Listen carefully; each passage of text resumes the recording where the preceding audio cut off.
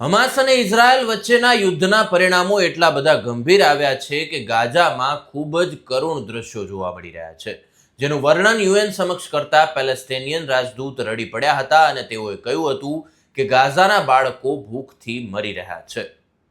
ગુરુવાર સંયુક્ત રાષ્ટ્રમાં પેલેસ્ટિનિયન રાજદૂત રિયાદ મંસૂર રડી પડ્યા હતા. જ્યારે તેમણે ગાઝામાં બાળકોની હાલત વર્ણવી ત્યારે તેમણે કહ્યું કે છોકરાઓ ભૂખમરાથી મરી રહ્યા છે. માતાઓ તેમના મૃત બાળકોને ગળે લગાવીને તેમની સાથે વાત કરે છે અને માફી માંગે છે. આવા દ્રશ્યો આપણા હૃદયને હચમચાવી દે છે. મંસૂરે કહ્યું કે પેલેસ્ટિનિયન લોકો પણ માનવજાતનો જ એક ભાગ છે અને અમને પણ જીવન જીવવાનો અધિકાર છે. કોઈ પણ બહાનું આ અત્યાચારને યોગ્ય ઠેરવી શકે નહીં.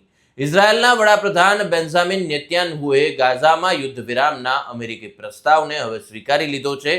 આ પ્રસ્તાવમાં 70 દિવસના યુદ્ધ વિરામ સાથે 10 ઇઝરાયેલી બંધકોની મુક્તિનો પણ સમાવેશ થાય છે. હમાસે આ પ્રસ્તાવને 26 મેના રોજ મંજૂરી આપી હતી.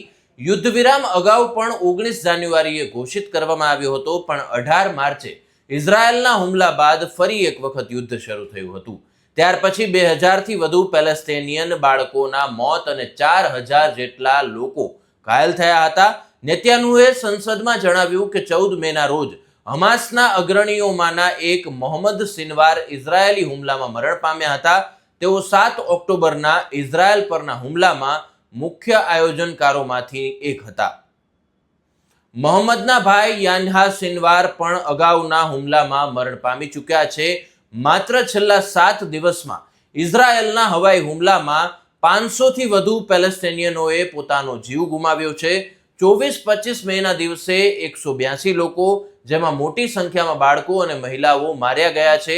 ત્યારે યુદ્ધના શરૂ થયાથી આજ દિવસ સુધી લગભગ 55,000થી વધુ પેલેસ્ટિનીઓએ પોતાના જીવ ગુમાવ્યા છે. તો ગાઝાની 70%થી વધુ ઇમારતો નાશ પામી છે અને 1.9 મિલિયન લોકો તેમના ઘર છોડવા મજબૂર બન્યા છે.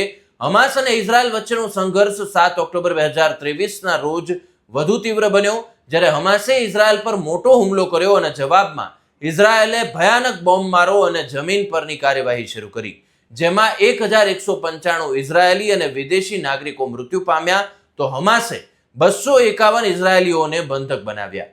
ગાઝામાં હજારો મોત થયા અને અંદાજે 80% લોકો વિસ્થાપિત થઈ ગયા છે. તો આવા જ વિડીયોઝ માટે હવે રાજકોટ યુટ્યુબ ચેનલને સબસ્ક્રાઇબ કરવાનું ભૂલશો નહીં. નમસ્કાર.